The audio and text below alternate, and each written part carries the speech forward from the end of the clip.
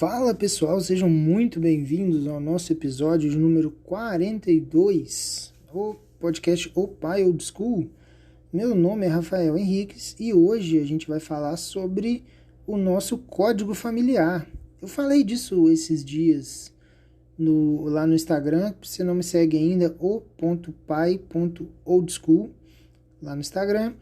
Eu confesso que eu gostaria de ser mais ativo por lá, mas eu tô sempre comentando alguma coisinha, postando algumas coisas, porque acaba sendo muito corrido e tal, mas eu falei um pouco sobre essa questão do código familiar. Eu queria destrinchar isso um pouquinho mais, já que lá dificilmente dá tempo, né, de ficar falando e falando e falando. Cara, rede social é um negócio muito complicado, porque o pessoal tá cada dia mais viciado em coisa rápida, coisa simples, coisa... Enfim, não tem o alcance, não chega, o pessoal não assiste, não vê, enfim. Eu acho melhor deixar isso aqui no podcast, porque aqui eu consigo explicar melhor as coisas, trazer mais informação, detalhar as coisas, e as pessoas que já gostam, que estão querendo realmente ter um conteúdo um pouco mais elaborado, um pouco mais profundo, elas vão acabar assistindo, né? Então acaba que o meu trabalho aqui acaba valendo mais a pena do que ficar fazendo coisa para rede social, tal. Eu sinceramente eu não tenho ainda e provavelmente não vou ter, né? Nunca na vida, porque você vai ficando velho, você perde a capacidade de conseguir essas coisas. Mas eu não estou conseguindo me adaptar muito bem à questão do Instagram, então vai ficar para cá mesmo. O código familiar, ele é uma espécie de base, né? Imagina como se fosse os 10 mandamentos, né, escrito na pedra lá que Deus enviou e tal. São os mandamentos da sua família. São as linhas guia que são importantes para você, para sua esposa, para o seu marido, para os seus filhos, e que você deixa elas de uma forma mais explícita, porque assim você consegue não perder o norte, né? Como eu até disse lá, no dia a dia você acaba se perdendo, você acaba ficando mais difícil. Então, primeiro que fica mais difícil com o dia a dia, então é bom você estar ali para relembrar. Segundo, que quando você para escrever essas coisas, você descobre muitos dos seus valores que você às vezes não sabia que tinha, ou você lembra de coisas que são muito importantes para você, que você talvez não tenha parado para pensar ainda. Então é um exercício de reflexão muito importante, que vai trazer à tona várias coisas importantes sobre você, sobre o que você acredita, sobre o que você espera da vida, sobre o que você espera que os seus filhos façam da vida, no sentido de conduta, enfim. É um exercício muito interessante, eu sugiro que vocês peguem um tempinho, né, para pensar sobre isso, para anotar isso. E se você tem filhos mais velhos, é bom incluir eles nisso também. Eu não tenho essa possibilidade ainda, mas certamente quando eles crescerem, eles vão fazer parte disso. Esse código, ele não é algo que, fechou e aí é isso e agora é isso, não vai mudar nunca e tal. Na verdade é o contrário, né? Conforme a gente vai ficando mais velho, a tendência é que a gente fique mais sábio, né? Você não pode ser uma pessoa que não aumenta a sua sabedoria ao longo da vida. Isso é incompatível com ser pai, com ser um chefe de família, com ser mãe, com ser qualquer pessoa que tende a liderar, né? Ou você lidera seus filhos, ou você lidera funcionários, ou você lidera... Qualquer pessoa que tem essa pretensão na vida, ela precisa estar sempre com esses exames de reflexão dos próprios, enfim, das próprias crenças, das próprias atitudes. Isso vai te enriquecendo, e conforme você vai lendo, estudando outras coisas, você vai incorporando esses códigos, né, entre aspas, na sua vida. Então você está sempre atualizando isso. Conforme você vai fazendo isso, você escreve lá no seu código familiar. No nosso caso aqui, a gente chamou de código Henriques, né? Porque é meu sobrenome, mas você vai chamar com seu nome. Então, eu queria trazer aqui 5 exemplos do que está no nosso código aqui e por que eles estão aqui, né? E, obviamente, vai ser pessoal, né? Para cada família, para cada pessoa, mas de repente já ajuda a dar uma luz, já ajuda a ter alguma reflexão, pelo menos aquela fagulhazinha, né, de ideia e tal, e aí você consegue partir disso para construir o seu, e como eu disse, é uma coisa que não termina, né? Você vai estar sempre revisitando isso, pelo menos é o que se espera. Então, a primeira coisa que tem no nosso código aqui, no código Henriques, é: os Henriques fazem coisas difíceis. Isso eu quis colocar isso em primeiro lugar porque se você parar para pensar, se você for fazer da sua vida só coisas gostosas e coisas fáceis, você vai ver que você vai chegar num lugar muito ruim.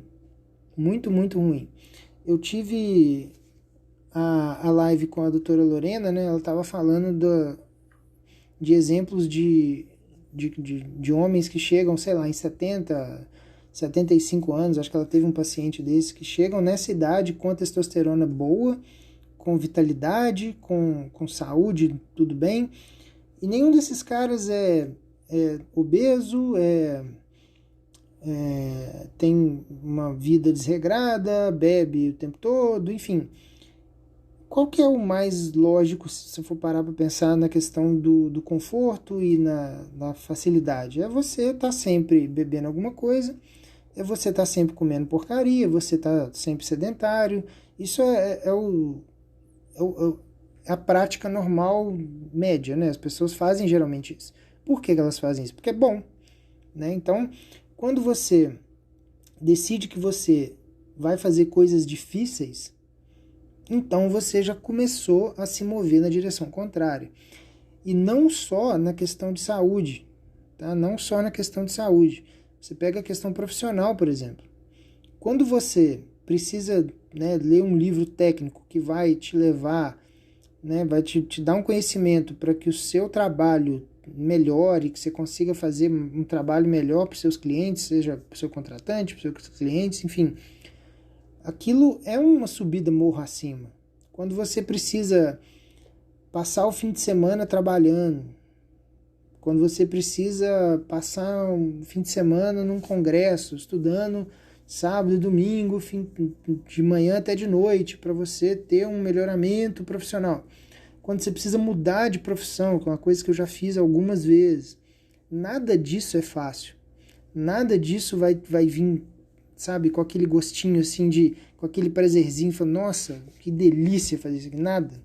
Então, esse primeiro item do nosso código aqui é uma coisa que eu faço questão de passar para os meninos.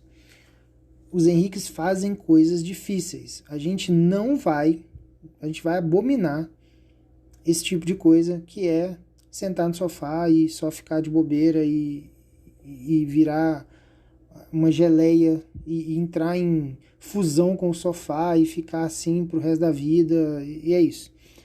Esse é o primeiro. O segundo item, os Henriques não reclamam. Isso é um problema muito sério, né? Porque quando você fica reclamando demais, quando você só fica reclamando o tempo todo, primeiro que não resolve o problema, né? Quando você tem um problema e você, ao invés de resolver o problema, você fica reclamando, você não resolveu o problema e agora você tem mais um problema, que é você ficou chato. Então você vai chegar perto das pessoas e ninguém vai te suportar, porque você não fala nada de agradável, você só reclama. Eu tenho certeza que todo mundo já tem aquele parente, né, que você, geralmente é uma pessoa mais idosa, né, ou um idoso ou uma idosa, assim, ei, fulano, ou tia, ou vó, sei lá, como é que tá? Tá tudo bem? Ah, meu filho, tá não. Nossa senhora, mas tá horrível, essa semana foi difícil, nossa, aconteceu tudo errado. E aí começa.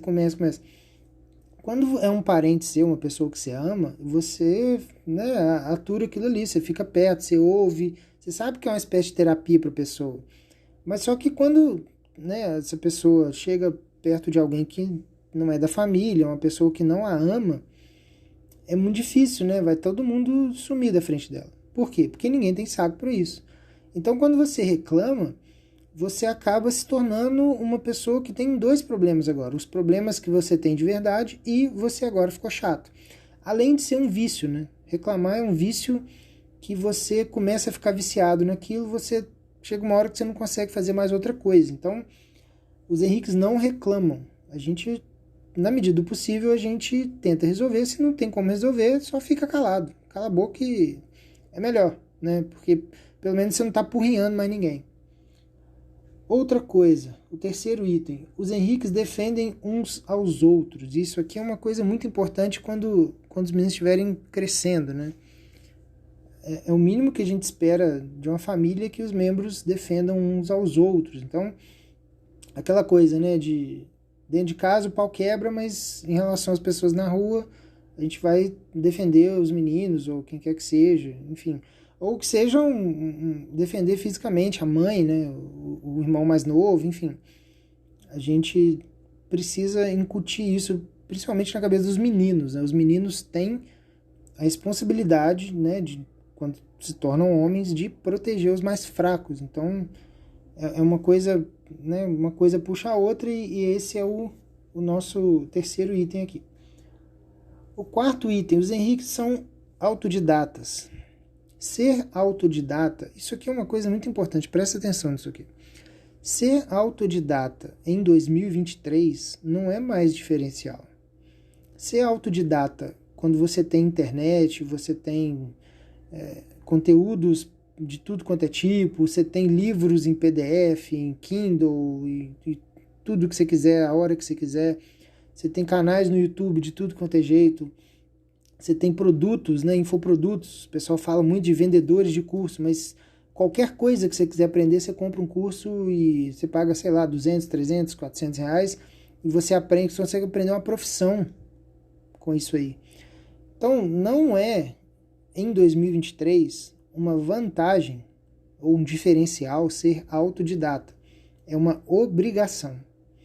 A pessoa que depende de um outro ser humano para ficar explicando as coisas para ela, ao invés de correr atrás, ao invés de chafurdar na internet ou em livro, o que quer que seja, ela realmente vai ser o indigente do século XXI. Então, os meninos, agora eles vão crescer com essa cultura aqui em casa. Tudo que eu preciso, eu corro atrás, descubro e faço. Até isso aqui, eu descobri como fazer podcast sozinho. Gastei uma tarde pesquisando e eu percebi que eu podia baixar um aplicativo no meu celular e começar a falar. Mas isso leva tempo, gera pesquisa. Eu vi que tinha vários aplicativos, eu tive que pesquisar entre um e outro, enfim. Tudo que você vai fazer. A minha profissão hoje eu sou estrategista digital de 2 perfis. Até pouco tempo atrás eu trabalhava também com escrita, né, com copyright, enfim. Edição de vídeo, escrita persuasiva, construção de produto, planejamento estratégico, toda a parte de social media, programação, enfim, tudo. Tudo que você imaginar, eu aprendi sozinho. E continuo aprendendo todo dia, isso não acaba, né? Então, essa coisa de ser autodidata é primordial. Isso aqui, se começar a reclamar disso aqui dentro da minha casa, o pau canta. Isso aí não tem o que discutir em relação a isso. Tem que aprender sozinho.